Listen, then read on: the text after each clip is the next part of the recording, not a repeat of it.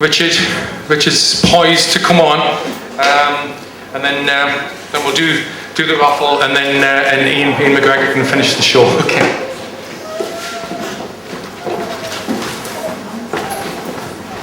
Richard Atkinson.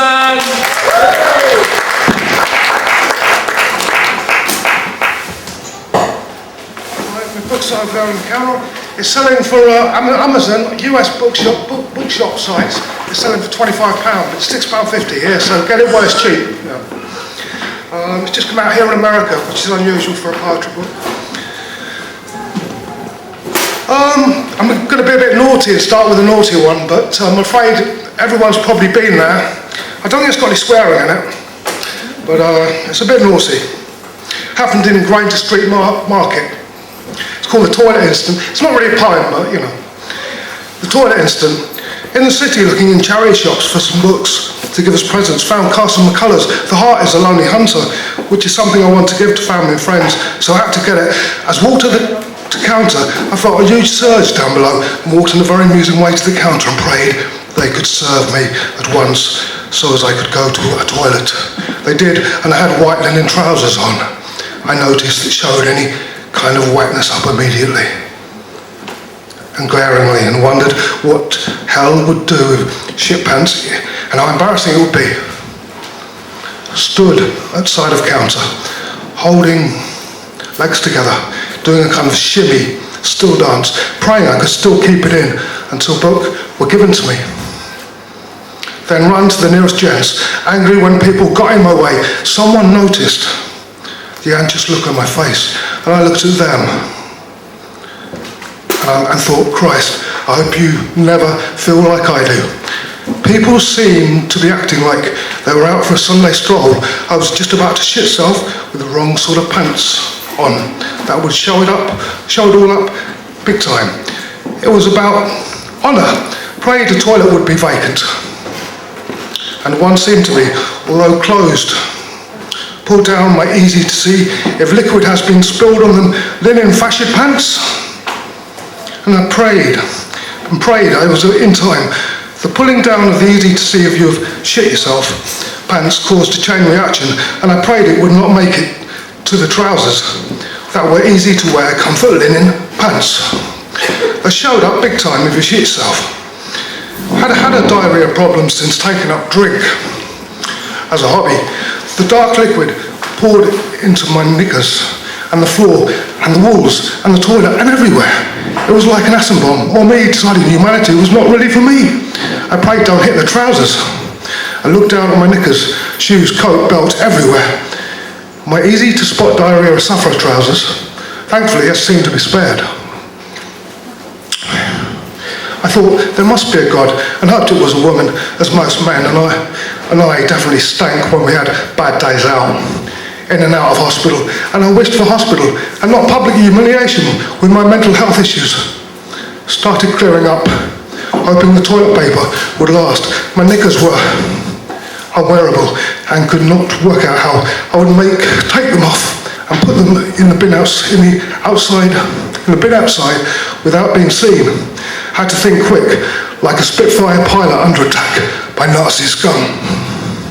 I worked out that I had to get my shoes off, and then easy to see if you've shit yourself, comfort linen trousers.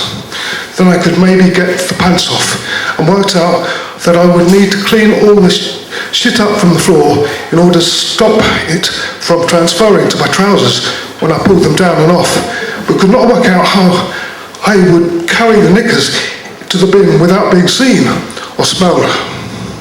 Subversion, I thought, trick them, or maybe some form of subliminal hypnosis.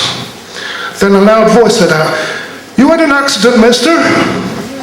It was Cornish.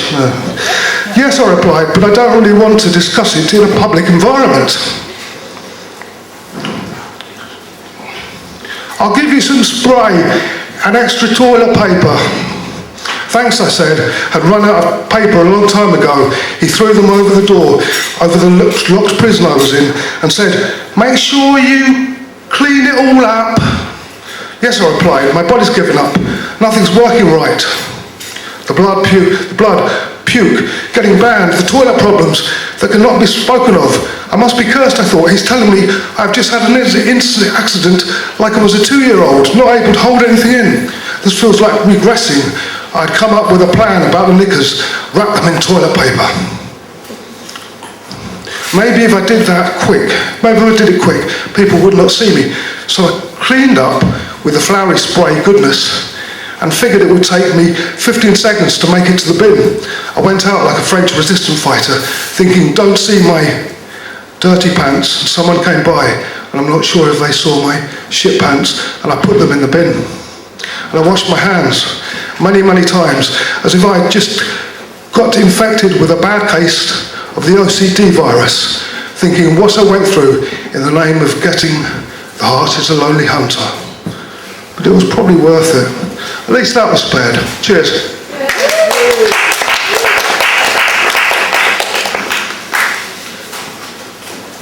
This is about my old man who died in about 93, 94. Father, Dad, Jack. Why don't you call me Dad, son?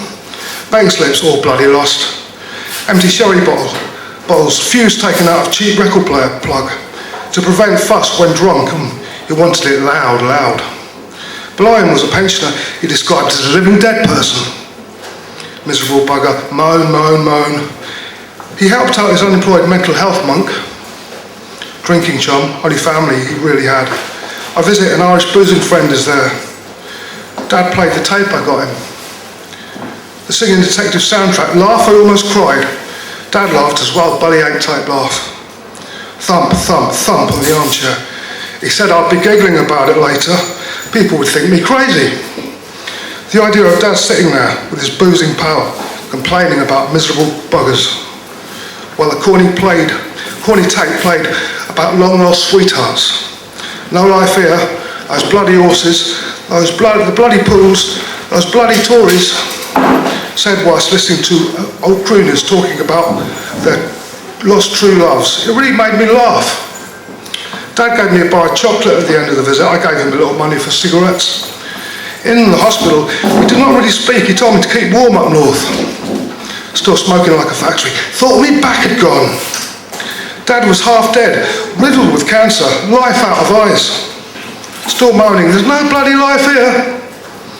Watching the footy whilst moaning about Charlton's coaching skills. On crutches, he fell on the way to the toilet, would not let me help him back up. He died soon after.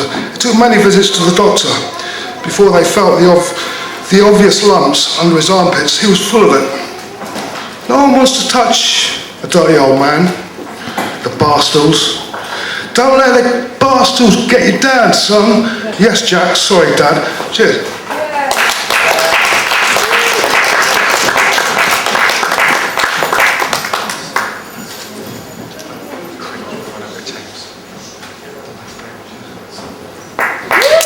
Atkinson, thank you.